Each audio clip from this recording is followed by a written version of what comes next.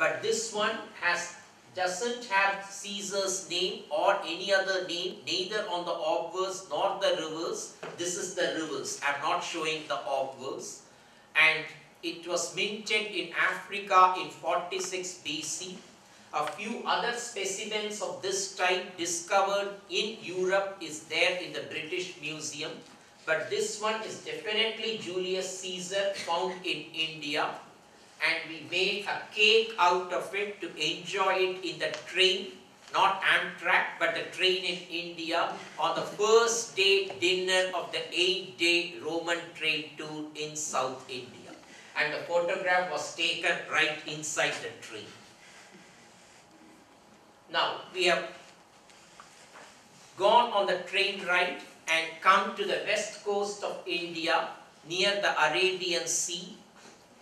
And most of the trade was done along within India through the rivers. They came by sea and would land at a point, the estuary, where a major river meets the sea, and from there take a boat and go along the river further inland, and then disembark and then take a boat on another neighboring river to go further inland. And this is a major river on the Arabian Sea, the Periyar River in Kerala, which was a major trade route, river along which the trade flourished. The same river, another view of it. It has lot of Portuguese ruins. The area came under the Portuguese in the 15th century. And they did not know that the Rome had come long before them. Even now many books write the Portuguese were the first Europeans to come to South India for her spices, little knowing that the Romans had come there much earlier. This is just a memorial pillar put up by the local king, who again mentions that the Portuguese came here and built a fort.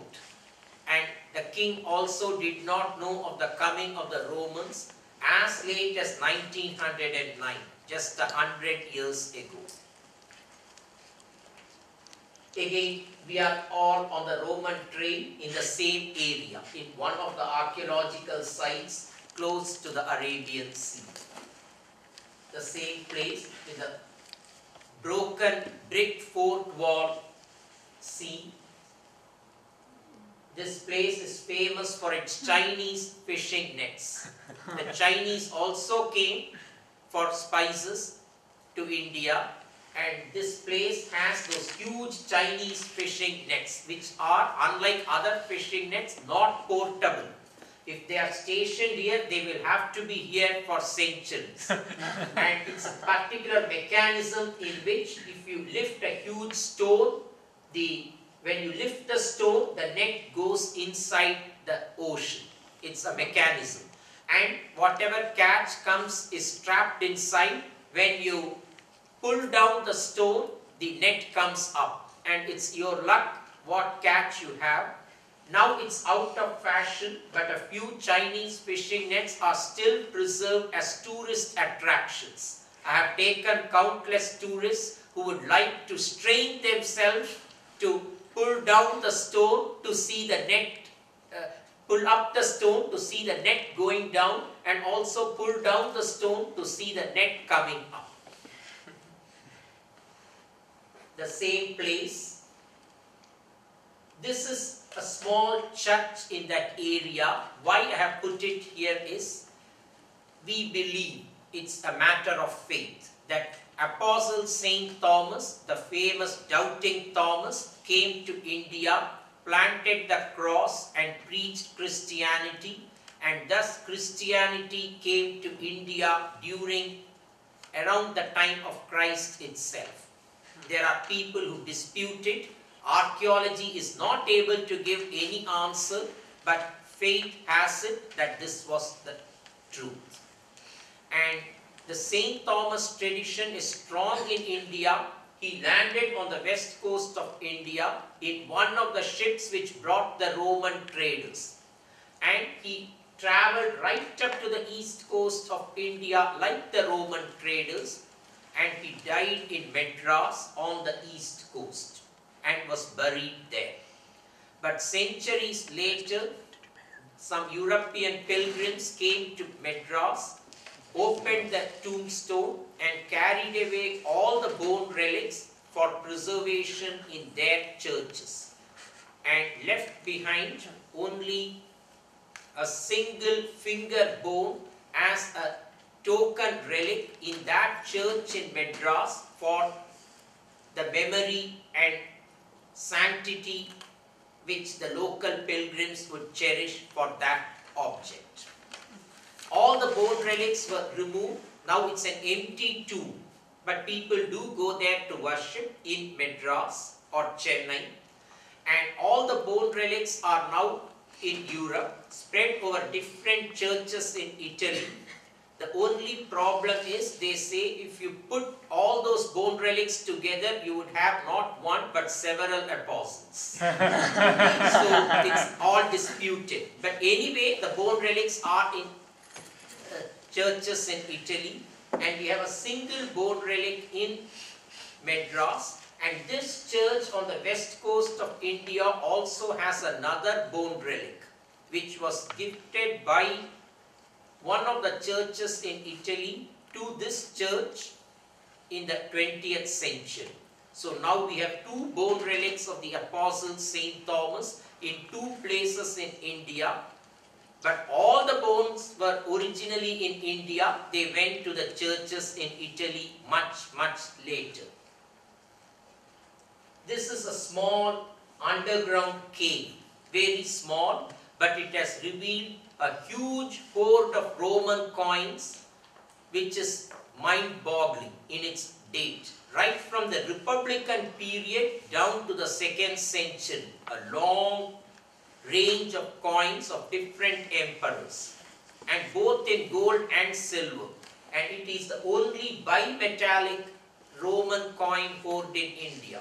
We have lot of hoards as small as 4 coins to hoards containing 1500 coins inside one pot or vessel. But mostly it's one metal, either gold or silver or copper, but this one had both gold and silver inside a single find inside this cave. The coins are now in the museum, and the cave has been fenced and is an archaeological site in a village open to tourists. The museum in one of the smaller towns in Kerala, having many of the Roman objects discovered in that area. All museums in India have a small section for Roman material found in the neighborhood. Only thing, we don't have scholars to catalog or write about them, and visitors coming there naturally are more interested in the Indian material, and many do not even know that you can see Roman art in Indian museums. Some of the pottery fragments in that museum, the beads, garnet and other beads, more of the pottery fragments. It's very difficult to say. Some are Roman, some may not be Roman, but influenced by Roman pottery, but of local origin. It needs scientific testing. Even the amphora, the double-handled ones, the Indians beautifully imitated it with their pointed base and double handles. So if I show you a pottery with double handle and a pointed base, and even if it was discovered with perfect stratigraphic recording in an Indian archaeological site, it's very difficult to say whether it's an authentic import from the West or a local imitation. The Indians imitated all Roman objects. They made coins which resembled Roman coins. They made amphora jars which resembled Roman amphora jars. Another site in the same place, and this was a much later built fort in the 18th century. the mountains I was talking about. Now the tigers are mostly gone. You can come and walk boldly on those routes when I take you there. Indians have hunted the tigers for its skin, and there was a great demand for the tiger parts in Chinese medicine. So the tigers have been hunted down. Very few are now surviving in the wild despite all the wildlife protection legislations. Yeah, I've just put in a few coins in today's presentation, but tomorrow's presentation is exclusively on coins. So we are not going to go deeper on coins today. It's only on the story of the trade. Tomorrow it will be interesting, but it will be on coins, coins and coins. How many coins, which ruler, and how funny he looked in some coins, and what legends, and more interesting Roman coins produced in India. The imitation or forgeries, but they are important because they are ancient forgeries. And you also have the 21st century forgeries for the antique markets. So this is a silver coin of Augustus with his famous Augustus rivers. Gaius and Lucius, the two young men who died premature, and their figures have been put on the rivers of the coins of Augustus. Augustus wanted one of these two young men to succeed him, but that was not to be. And finally Augustus was succeeded by Tiberius, who was not in good terms with Augustus. That's going deep into Roman family history. This is a small temple in one of the major sites of Roman trade in India called Vellalur. I am not going too deep into the names. It's in my books and I could discuss it with you if you want, because they are all tongue twisting and would only confuse matters. X village or Y village is almost the same. They are separated by just 10 miles unless you go deep into local history. But one village in that route, which is this, is called Vellalur, which is very famous for Roman coins. And there is now the real estate price in that village has increased tremendously in the last few decades. Do you know for what reason? Not that there's good water supply or good bus station or gas station or the railway station, but because if you buy land there and start digging, you will get Roman gold coins. So everyone wants to buy land there, and those who have the land are unwilling to sell it, or they quote an exorbitant price because they now know that Roman coins can be found in that land. And no other village in the whole of India has revealed as many Roman coins as this tiny village. And it's such an obscure, backward village with nothing great about it, but the land price is soaring because of the Roman coin rumor. And most of the Roman coins in many of the museums in that area, and many of the Roman coins in the British Museum, are all from this village. It's near a city called Coimbatore. Coimbatore is famous. You can locate it in any map. It's right in central South India. But this village is some 20 miles from Coimbatore. And Coimbatore, by the way, is called the Manchester of South India because of its high quality cotton textile industry. What is this? What does it remind you of? Bottom of an amphora. It's, pardon? Bottom of an amphora. Yeah, it is at the bottom of an amphora, but not the original. It's a broken amphora, but produced in India.